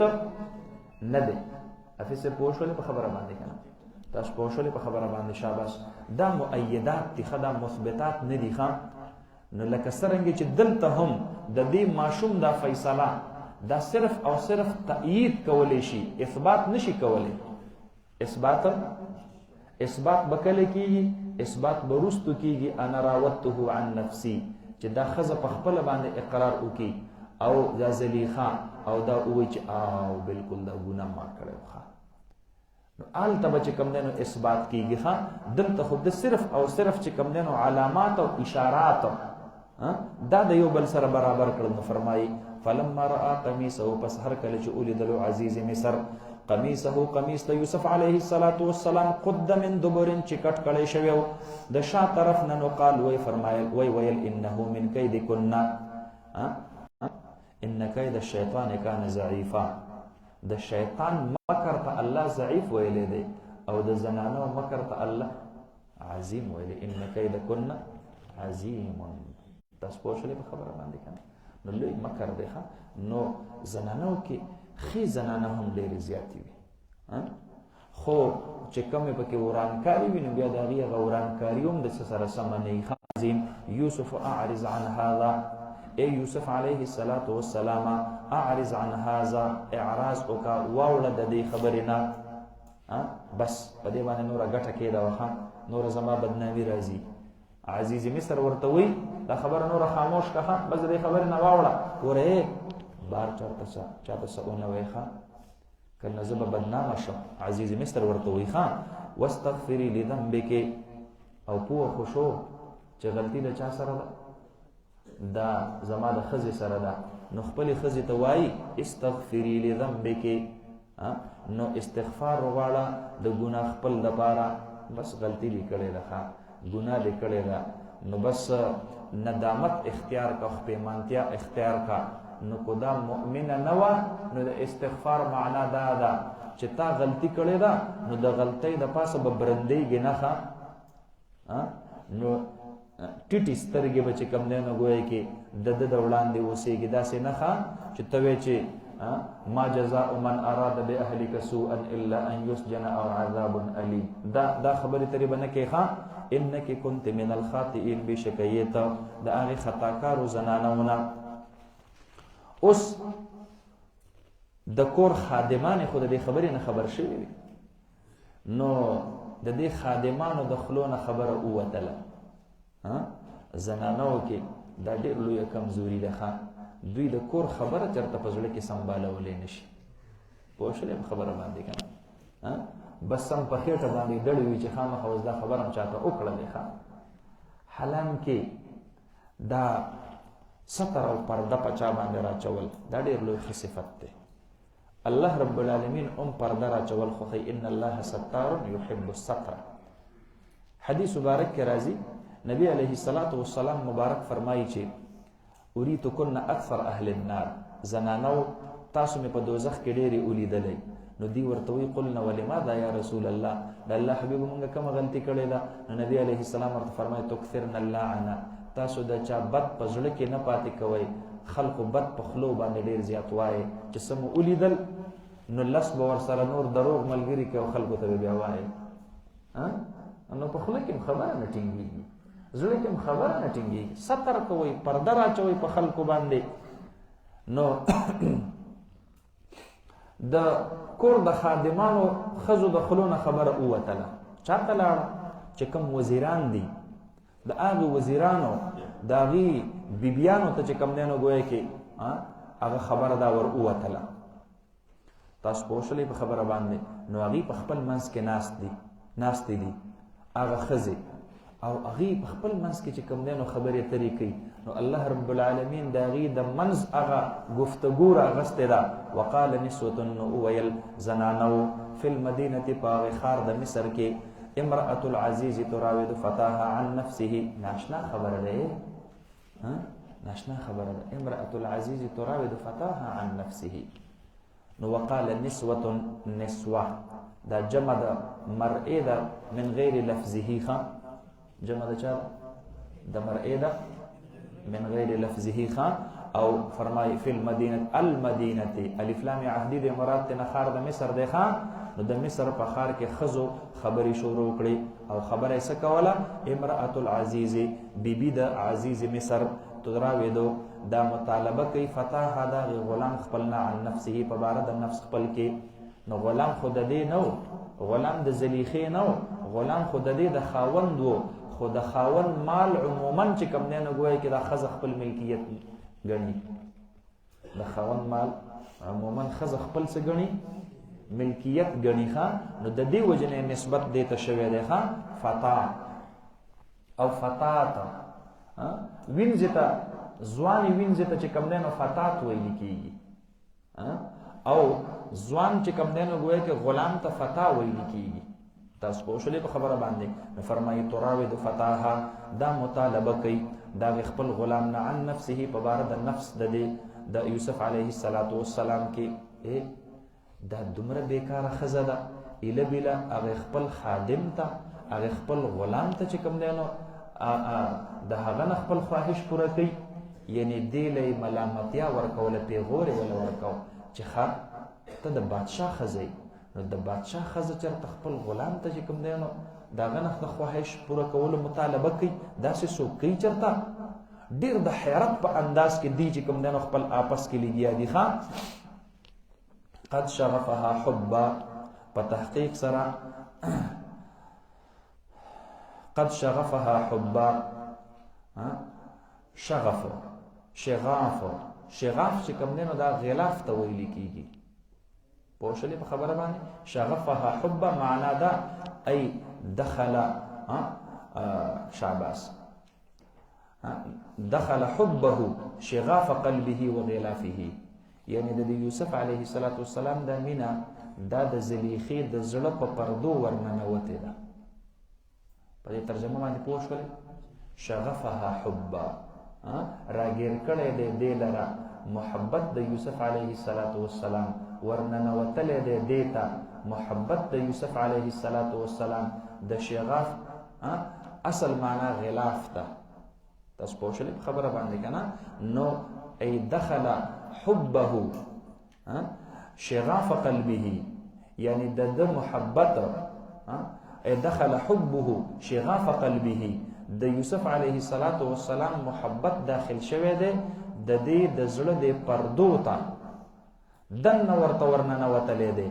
قد شغفها حبا، ورننوتلی دی دې ته محبت د یوسف علیه السلام. انا لنراها فی ضلال مبین، بېشکه مونږ اینو دې زلیخې لره په هغې خطا واضحه باندې. داسې هم څوک کوي د خپل غلام سره څوک مینه کوي، نوکر سره او چوکیدار سره څوک مینه کوي. فلما سمعت بمکرهن، هر کله چې دې اورېدل وکړل بمکرهن، په هغې بدګویۍ د دوی باندې او په هغه غیبت د دوی باندې، بغیبتهن، زلیخې ته چې پته ولګېدله چې دا نورې ښځې خو په ما بد وایي، اوس راشه د دغې خپلې خبرې چې کوم دی نو ګویا کې لږ تفصیل او وضاحت خو به دې ته ښودل غواړي خامخا. دوی ماله دا پیغور راکوي چې دی ایله بیله د خپل نوکر نه چې کوم دی نو ګویا کې په هغه باندې دا عاشقه شوله، نو ارسلت الیهن دې ته نو استازی ولیږلو دې زلیخې الیهن دقې زنانو ته، او بیا یې چې کوم دی نو ګویا کې ودعتهن علی مأدبة هغې را وغوښتلې ای ډوډۍ مې درله کړې ده ښه، نن چې څومره د منسټرانو حضراتو چې څومره فیملیز دي هغې به دلته زمونږ په کور کې زما میلمنې نو کور ته یې هغه ښځې را وغوښتلې، دسترخوان یې ورته وغوړو او فروټ یې ورله اول چې کوم دی نو ګویا کې راوړل. لوی خلق د ډوډۍ نه مخکې هم فروټ خوري ښه، وی په دې سره چې کوم دی نو د انسان ډوډۍ ته زړه چې کوم دی نو ګویا کې دا کولاو شي، نو په لاسو کې ورله چړې ورکړلې.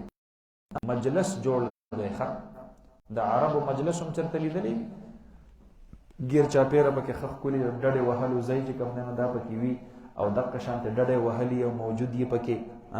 نو فرمایي واعتدت لهن متکئا او تیار یې کړلو د دقې زنانو دپاره ځای د تکیا وهلو د ډډې وهلو، بس د ډډې وهلو ځای ورله برابر کو.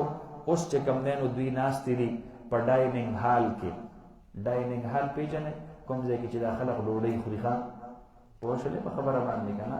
نو اوس په ډایننګ هال کې ټولې ښځې ناستې دي او مخې ته ورته چې کوم دی نو میوې پرتې دي او چړې یې چې کوم دی نو ګویا کې هرې زنانه ته د میوې د کټ کولو دپاره هغوی چړې راغستې دي او په دې درمیان کې دې زلیخې یوسف علیه السلام ته آواز وکړو. یوسف علیه السلام د دې زلیخې په دې منصوبه بندۍ خبر نه دی، خو مالکه ده او خپل خادم ته چې کوم دی نو آواز وکړو چې راشه.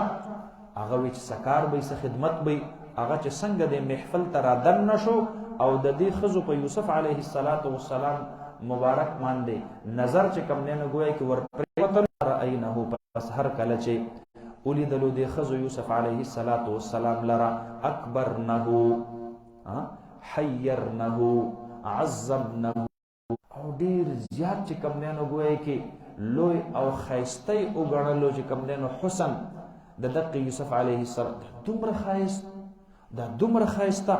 وقطعن ایدیهن او دی کټ کړلو لاسونو خپلو لره ګوتو خپلو لره، خپل لاسونه یې چې کوم دی نو ګویا کې په چړو باندې کټ کړل، خپلې ګوتې یې چې کوم دی نو په چړو باندې څه کړلې، دا یې د ډېر حیرت د وجې نه د هغې نه یې چې کوم دی نو ګویا کې کټ کړلې. وقلنا او وی ویل حاش لله پناه ده په الله رب العالمین باندې، د الله پناه، ما هذا بشر نه دی دا انسان، ان هذا الا ملک کریم نه دی دا یوسف علیه السلام مگر دا خو فرشته ده، ملک کریم فرشته.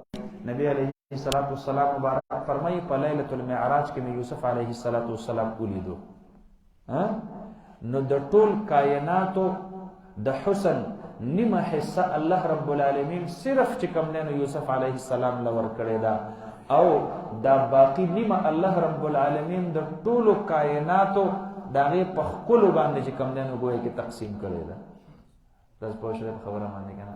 شاباس. نو فرمایي ښه ان هذا الا ملک کریم.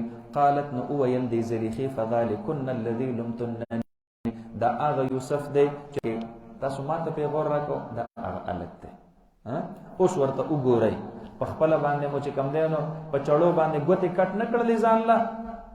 نو فرمایي فذلکن ای هذا هو الذي ذاک هو الذي دا هغه دی ښه لمتنني فيه چې تاسو ملامت کولو ما لره فيه ای فی حبه په محبت د ده کې، فی عشقه په عشق د ده کې، ولقد راودته عن نفسه او ما مطالبه کړې وه د ده نه سما د ځان بچ کول وغوښتل، ځان خپل بچ کو او ما له خپل ځان رانه کو منډې کړې رانه.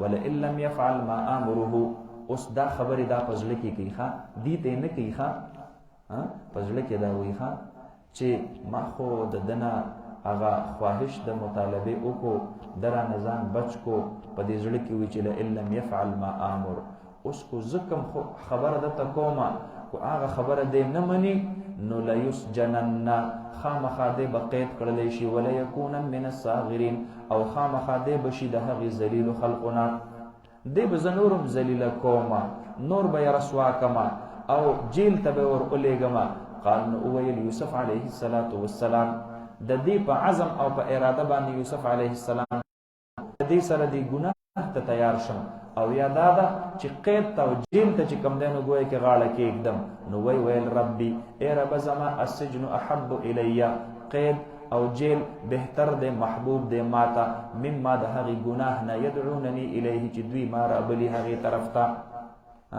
دا چې ما کوم ګناه طرف ته را بلی دا غي نه ما لپاره دا جیل سره دا بهتر دی حدیث مبارک کې راځي الله دې رحم وکي په یوسف علیه السلام باندې نو ګوره کو په دغه وخت کې چرته د الله نه عافیت غوښتلې و نو ډیره بهتره بوا د جیل غوښتلو په ځای باندې کو دا ویلې وي چې الله امید دې ګنا نه بچکا او امید دې جیل نه بچکا تاسو پوښتنه په خبره باندې کنه هغه یو صحابي چې ډیر زیات د بیماری د وجه نه ټپ شوی نبی علیه السلام ورته وی ځان ته د خیره خو نه کړي نو هغه ورته وی د الله حبیب نور می سنو ویلی خدا می ویلو چې هغه اخرت کې را باندې خدای کوم تکلیف را ولیا غره باندې دنیا کې را ولا خدا اخرت د عذاب نه ډیر یریګم نبی علیه السلام ته فرمایل او کنه ځکه خدای باندې د بیماری راغلی ده هل لا قلت ربنا آتنا في الدنيا حسنه وفي الاخره حسنه نو خود دواړو جهان بهتري باندې د الله نه وختلې و د دې په ځای کې تاسو پوښلې په خبره باندې نو فرمایي و الا تصرف عني كيدهن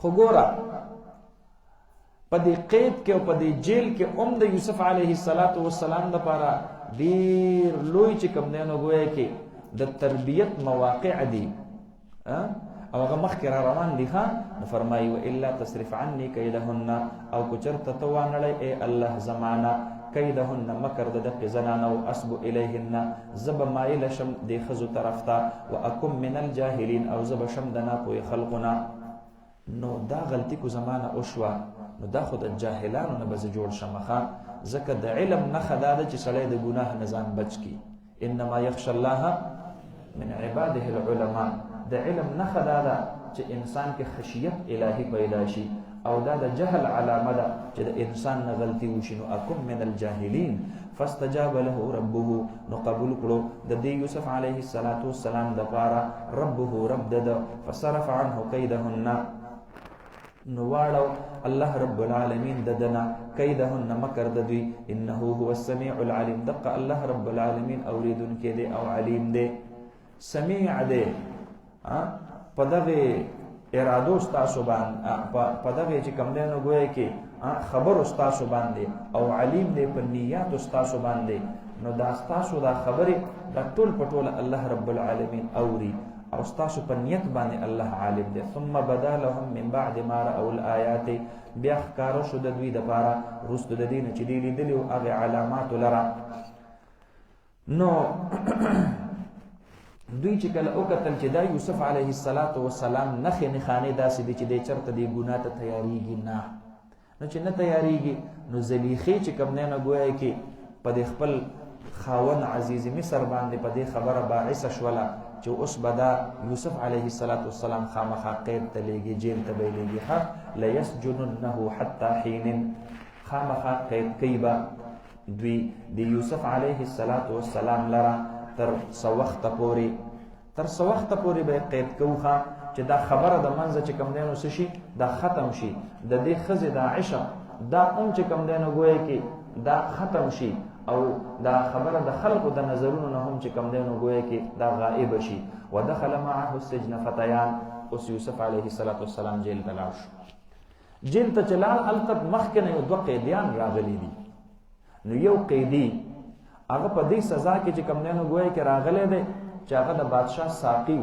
شراب به ورته جوړول نه په شرابو کې ورته زهر ورکړو دویم چې کوم نه باورچو نو هغه ورته په خوراک کې زهر چې کوم نه ګویا کې دا ورته ورکړو په دغه الزام کې دواړه راغلي و جیل ته اوس د سر په جیل کې چې کوم نه دواړه ملګری شو ودخل معه السجن فتيان او داخل شو د سره جیل ته دوه الکان نور فقال احدهما اني اراني اعصر خمرا.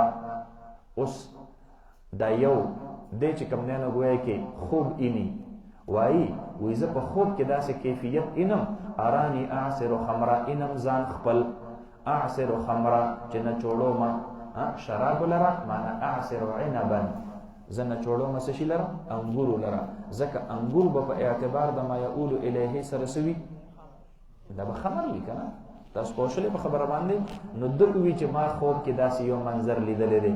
وقال الاخر دبل وی اني اراني احمل فوق راسي بشک ما لیدل خپل ځان په خوب کې احمل فوق راسي خبزن چې ما بار کړو او چت کړې مې او پاسه د سر خپلنا خبزن ډوډۍ زما د سر د پاسه ډوډۍ پرتی وي او تاكل الطير منه او خوراک کول مرغان د هغینا. نو دا دواړو چې کوم دینو د خپل خوبونه دا بنا به تاویله مونږ خبر راک په تاویل د دې خوبونو باندې ان نراک من المحسنین بشک مونږ انو تعالی را من المحسنین د هغه محسنیننا تدا نیک عمل کېدل. تاسو په شله خبره باندې نیک عمل دا ولي ذکر دا د الله د طرف نه چې کوم دینو ګویا کې د پزړه کې د دین نیک عملی د وجه ځکه ښه خوب چې کوم دی دا خو د الله د طرف نه چې کوم دی نو ګویا کې بشارت دی کنه.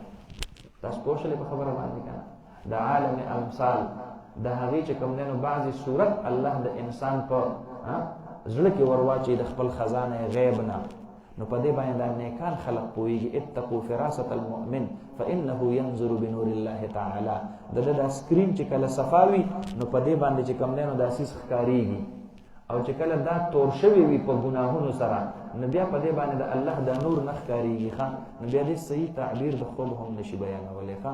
انا نراک من المحسنین بشک مونږ انو تعالی را د نیکو کارونه. قال نو وویل یوسف علیه السلام لا یأتیکما طعام ترزقانه الا نبأتکما بتأویله. خپل یو امتیازي صفت ورته بیانوي ښه دا د دې لپاره چې د دوی زما په خبره اعتماد پیدا شي. نوي ملګري دي پته ورته نشته دی چې یوسف علیه السلام د پیغمبر زوی دی د پیغمبر نوسی دی د پیغمبر کړوسی دی د دې ټولو خبرو کې د یوې خبرې پته ورته نشته. دومره ورته پته چې بس د بادشاه د کور نه راغلی یو چوکیدار یو خادم یو غلام اول وی لا یأتیکما طعام ترزقانه نرازی تاسو دواړو ته خوراک چې تاسو ته درکولی کېږي الا نبأتکما بتأویله مگر زه خبر در کوم تاسو ته په تأویل د هغې باندې په انجام د هغې باندې زه تاسو ته وایم چې نن ماښام به تاسو ته فلانکې خوراک راځي او غوښه به نن راوړي ته به درته د خوراک دپاره لوبیا راوړي نو چې راشي هغه هم حق شانتي په دې باندې خو تاسو یقین دی که نه هغې ورته وي او که نه موږ وایو چې تا ته څنګه پته لګي. تاسو په خبره مستل دې نه معلومه دا شوله چې داعي کو خپل یو داسې وصف یا صفت خلقو ته مخې ته ږدي چې یاره د دوی په ما باندې یا زما په دې وینا باندې اعتماد پیدا شي نو دا جایز دي ښه. تاسو په خبره ورستلی که نه دې کې د دین فایده ده پوه شولې په خبره باندې که نه. نو یوسف علیه السلام ورته اول خپل یو امتیازي شان بیانوي نو فرمایي ما مخکې د دې نه چې راشي دا خوراک تاسو دواړو ته نو چې تاسو ته لا دی د جیل دی کوټړۍ ته او د بارک ته لا خوراک را رسېدلی نه نو زه تاسو ته هلکې نن به راباندې حق شانتي وي وذلک. اوس دا خبره چې زه تاسو ته در کومه نو دا د دې زما څه خپل کمال نه دی خو دا ما ته الله دا علم را کړی دی. دا علم کسبي نه دی ښه دا علم وهبي دی. دا علم کسبي نه دی ښه دا کوم علم دی علم وهبي دی ښه مما علمني ربي اني تركت ملة قوم. اوس ورته واقعه بیانوي تاسو ته پته شته زه څوک یم که ما پرېښی دی ملت د هغې قوم لا یؤمن دین د هغې قوم لا یؤمنون بالله چې ایمان نه راوړي په الله باندې وهم بالآخرة هم کافرون او دوی دي په آخرت باندې کفر کوونکي. واتبعت ملة آبائي ما تابعداري کړې ده د دین د پلارانو خپلو ابراهیم چې ابراهیم علیه السلام دی و اسحاق علیه السلام ابن نبی یم پلار مې نبی نیکه مې نبی قر نیکه مې نبی ما كان لنا ان نشرك بالله من شيء نشته دې زما د نه دا مناسب چې مونږ شرک کو په الله باندې د سسیس اوس ګوره داعی دی ښا اوی ورته وی چې مونږ ته د خود تعبیر بیان کا او یوسف علیه السلام ورته دې په هر ځای کې چې کوم نه ګویا کې هغه خپل دعوت هغه چې کوم نه پرېږدي ښا ذلك من فضل الله علينا وعلى الناس بشك دا فضل الله رب العالمين په مونږ باندې او په خلق باندې لكن اکثر الناس لا يشكرون لیکن اکثر د خلقونه شکر نه ادا کوي یا صاحبي سجن ادو ملګرو زما د خیر ارباب متفرقون اغه خدایان ګډ وډ خیر بهتر دي ام الله یا الله الواحد چې یو دی القهار چې غالب دی ما تعبدون من دونه الا اسماء انت عبادت نکوي علاوه د الله نه مگر د نومونو سميتموها انتم واباؤكم چې نومونه ورنکي خود لري تاسو پلارانو تاسو ما انزل الله بها من سلطان ند نازل کړي را کوس کړي الله په دې باندې سدلیل ان الحكم الا لله نشته فیصله او طاقت مگر د الله د بارا امر الله تعبدوا الا اياه حکم کړي د الله رب العالمین تاسو عبادت مکوئ مگر د یو الله ذلك الدين القيم دقد اغدين سدا ولكن اكثر الناس لا يعلمون لیکن اکثر د خلقنا نه پويږي یا صاحبي السجن اوس دعوت ایمان ورته ورکوخه خپل خبره ورته په کې پمنس کې خودله تاسو په خپل خبره باندې کنه نو رستو ورته چې کوم نه ګوي کې سوي یا صاحبي السجن اې دوه ملګرو زما د خیر اما احدكم هر چې یو د تاسو دواړو نه دی فيسقي ربه خمرا هغه تبره هي ملاوشي نوري هي ورته ملاوشي نو خپل منصب ته واپس شيخه او مخکې هم ساقيو په خپل بادشاہ باندې به شراب سکول بیا به هم هغه خپل منصب لا خپل عہده لاله شي او په اقع عہده باندې به کوم نه ګوي کې برانجما شي او بادشاہ باندې به شراب سکي نو پتا شو دواړو کې به یو کس رها کیږي ښا واما الاخر هر چې دا بل دی نو فیسلب دا سوق چې وی دا چا چې وی چې انی رانی اعصر بادشاہ باندې به سکوما نو دا د رهایه نوید دی نوید خوش خبری ده او دا بل چې نو دا واما الاخر فیسلب نو دې بس کی دې په سولې باندې او خېجو دته بس سزا موت ملوي نو تاسو کې به یو چې کسره هي نو خوري به مارغان د سر ددنه ماته وګوره په خاطر به په سولې باندې سو کور او خېجو بیا به دغه شان ته پرې خورو نو مارغان براتل او کارغان براتل او دا وخت به تر نه چې کم نه ګوي باندې کنه نو دا ستاده 500 چې کم نه پروانه ده نو اغي چې کله دا واوریدل ها نو دا چې دا دویم خوب لیدل نه ګوره ما خوب نه لیدل اسې غپ نه لګو ها تاسو په شله خبره باندې کا نو یوسف علیه السلام دوی په دې کې غپ مپ نه ښه قضیه الامر الذي فيه تستفتيان بس تاسو چې کوم خبره کړې و زمانم د کومه مسلې تاسو کړو بس صالحه وسه الله رب العالمین تقدیر معلق مبرم ګرځي خبر درته یاد شوله بس تاسو خوب وی ما تاسو ته تعبیر بیان کو او زما په تعبیر سره تاسو فیصله الله ډن کړه نو قضی الامر الذي فيه تستفتيان فیصله کړل شو هغه حکم الذي هغه فيه تستفتيان چې په هغه کې تاسو دوالو زمانہ تپوس کړو مثلا تپوس لیوا فتوا مرانه غختلی وا وقال للذي ظن انه ناج او يوسف عليه السلام هغه ګمان یې کول چې د بخلای هغه ته یوسف علیه السلام وای اذكرني عند ربك یاد کما دا خپل عند ربك دا خپل مالک مخیتا عزیز مصر ته کله مخامخ شي نو ته خو به اسنه رحمان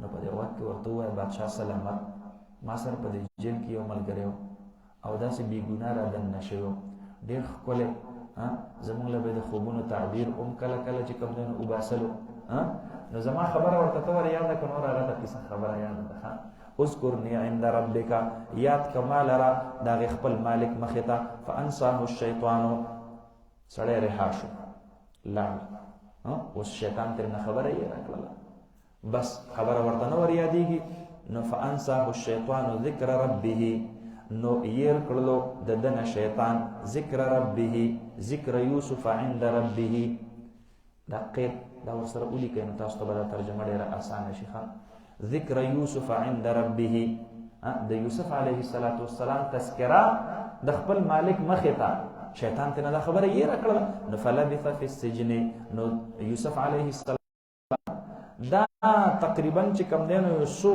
کاله بزع د یو نوالی تر لسو پورې دې ته بضع ویل کېږي. نو مفسرینو لیکلي دي چې 9 کاله د دې خبرې نه وروسته یوسف علیه السلام په قید کې تېر کړل. اوس سړي نه خبره یېره شوې ده، تللی دی او یوسف علیه السلام یې هېر کړی دی. وقال الملك وویل بادشاه انی ارى 7 بقرات سمان زئنم پخونه 7 عجاف چې خوري دی لره هغه 9 نورې غواګانې عجاف چې هغه څه دي هغه ټپې دي ټپې غواګانې 9 را لګېدلې دي او 9 سربې غواګانې خوري. و7 سنبلات خضر او بل خوب ورسره انما چې 9 چې کم دی نو ګویا کې وږي دي د غنمو دا وږي نه او دا شنه دي. و اخرى یابسات او دا 9 چې کم دی نو ګویا کې وږي دا وچ دي وچ او دا وچ وږي په آخره کې دا داسې راتاو شي چې کم دی نو د دې شنو وږو نه دا شنه وږي په خپل منځ کې راپټ کې په خپل لپیټ کې چې کم دی نو ګویا کې واخلي. اوس خوب یې ولیدلو نو خپلو وزیرانو مشیرانو ته وایي یا ایها الملأ ای سردارانو وزیرانو مشیرانو افتونی فی رؤیایا حکم را کوي ماته پاغې خوب زما کې ان کنتم للرؤیا تعبرون کو چرته یې تاسو د خوب دپاره عبرت تعبیر ورکوونکي. قالو وویل دی بادشاه دی سردارانو هم نشین او هم مجلس وزیرانو مشیرانو ورته ووي اضغاث احلام دا تا چې کوم لیدلی دي که نه دا ګډوډ خوبونه دي د دې څه معنا او مفهوم او تعبیر نه وي. اضغاث احلام اضغاث جمع د ضغث ته. ضغث هغه ګیډي ته ویل کېږي چې سړی پکې د هر قسم خس و خاشاک را جمع کړي. وخذ بيدک ضغثا فاضرب به ولا تحنث. تاسو ته خبره یاد شوله کنه؟ ضغث چې کوم دی نو ګویا کې د کڼکو د لرګو د خشاک ګیډي ته ویل کېږي چې هره نوعه شی پکې وي. نو معنا دا تا چې کوم خوب لیدلی دی که نه نو دا خوب نه دی احلام جمع د حلم ده په معنا د فکر سره راځي. لیلینی منکم اولو الاحلام والنهى حدیث مبارک کې راځي که په معنا د فکر سره دا توهمات دي او خیالات دي دا څه مستقل خوبونه نه دي او ګډوډ وهمونه دي. دا سړی چې پوره خوب ته لا داخل شوی نه نیمجوب لغوندي وي بس په دقه وخت کې دی داسې دا ګډوډ چې کوم دی نو خبرې ورته مخې ته کېږي را مخې ته کېږي دا دقه څیز دی. وما نحن بتأویل الاحلام مونږ خو په د خوبونو په تعبیرو باندې پوهېږو نه د سره. وما نحن بتأویل الاحلام او مونږ نه یو په تأویل او په تعبیر د خوبونو باندې بعالمین علم لرونکي.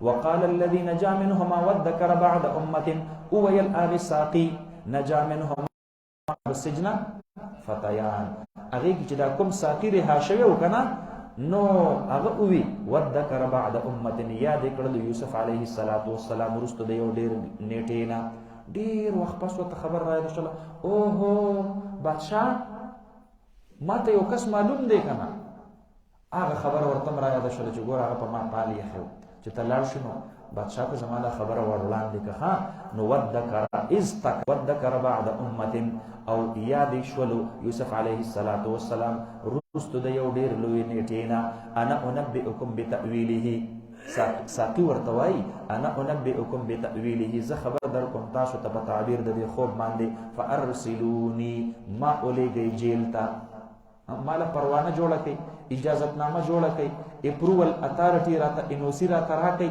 زه لږ ورځمه زه تاسو له د دې خوب تعبیر راوړم ما سره په جیل کې یو سړی شته دی نو هلته لاړ شو وایي ورته یوسف علیه یا یوسفو ای یوسف علیه السلام په حذف د حرف ندا باندې یوسف یا یوسف ایها الصدیق ای رښتونیه صدیق رښتونیه نو د رښتونوالي چې کوم دی نو اعتراف یې وکړو. انبیاء کرام داسې زندګي تېره کړې ده چې هر یو نبي ته خلق ویلي دي چې ما وجدناک الا صادقا و امینا ایها الصدیق ای رښتونیه افتنا فی 7 بقرات غواګانو کې سمان چې سربي وي یأکلهن خوري دی لره 7 عجاف غواګانې ټپې و 7 سنبلات وږي خضر شنه و اخرى یابسات او نور وچ لعلی ارجع الى الناس دې دپاره چې زه واپس شم خلقو ته بادشاه او دغه درباریانو ته واپس شم لعلهم یعلمون شاید چې هغې پوه شي په تعبیر د خوب باندې. قال اویل یوسف علیه السلام تزرعون 7 سنین دأبا دا سربې غواګانې دا تعبیر دی د دې نه چې 7 کاله به ډېر ښایسته فصلونه کېږي. اوس د غوا نه تعبیر په ښایسته فصل سره کول، ځکه غویی چې وي که نه نو دی ییوه کوي، دی کرونده کوي، نو سورب غویی دا سبب ګرځېږي د ښه فصل لپاره. نو د سربو غواګانو نه تعبیر وکړلی شو په ښه فصلونو سره. تزرعون 7 سنین 7 کاله دأبا جم کر، معنا دا پرله پسې په یو بل باندې چې کوم دی نو ګویا کې پرله پسې یو کال به هم په دې کې قضایي نه راځي، ښایسته فصلونه به تاسو راټوکوئ. فما حصدتم، خو ګوره اوس ورته طریقه را روان دي، د قحط سالی را روان دي.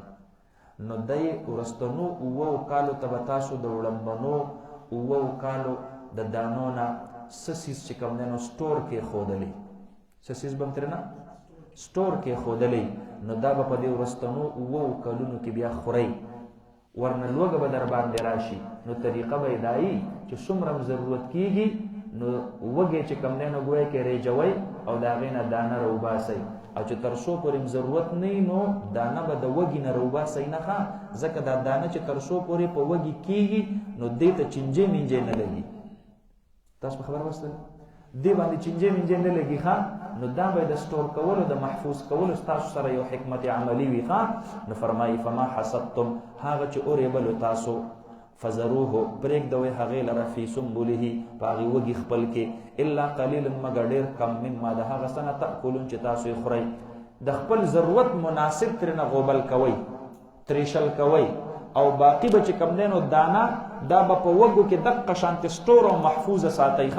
ثم یأتي من بعد ذلك 7، بیا به راشي وروستو د دې 7 کالو نه، دا چې کوم آباد کالونه دي نو د دې نه به وروستو راشي 7 شداد، 7 کالونه شداد سخت. سخت معنا دا چې هغې کې به چې کوم دی نو ګویا کې قحط سالي به وي پکې، او فصلونه به نه کېږي. یأکلن ما قدمتم لهن، دا 7 کالونه د قحط دا به وخوري هغه فصلونه قدمتم لهن چې تاسو وړاندې کړي وو د دې لپاره، کوم هم چې سټور کړي وو په هغې کې به تاسو چې کوم دی نو ګویا کې په دې 7 کالو کې په هغې باندې ګزاره وکئ. الا قلیلا مما تحسنون، مګر ډېر کم د هغې څه نه چې تاسو یې ذخیره کوئ. نو دغه وړمبني 7 کالو ذخیره کړي وي، نو په دې وروستنو 7 کالونو کې به تاسو د هغې ذخیره شوو غنمونه او ذخیره شوو چې کوم دی نو غذاګانو نه د هغې نه به خوراک وکئ، ضرورت به خپل پوره کوئ. ثم یأتي من بعد ذلك عام، دا خو د خوب تعبیر شو.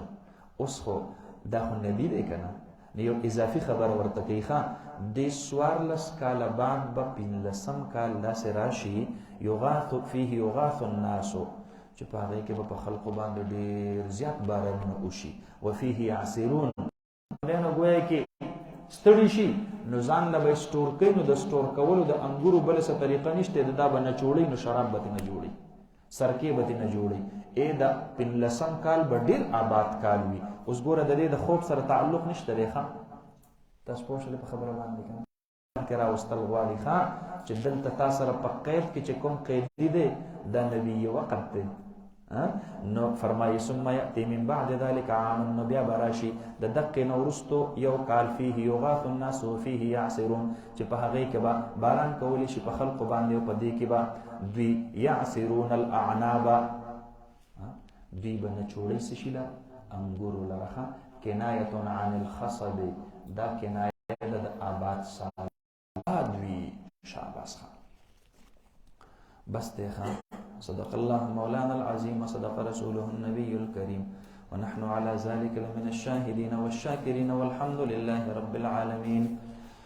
ربنا أتنا في الدنيا حسنة وفي الآخرة حسنة وقنا عذاب النار. اللهم إنك عفو كريم تحب العفو فاعف عنا يا غفور يا غفور الرحيم برحمتك يا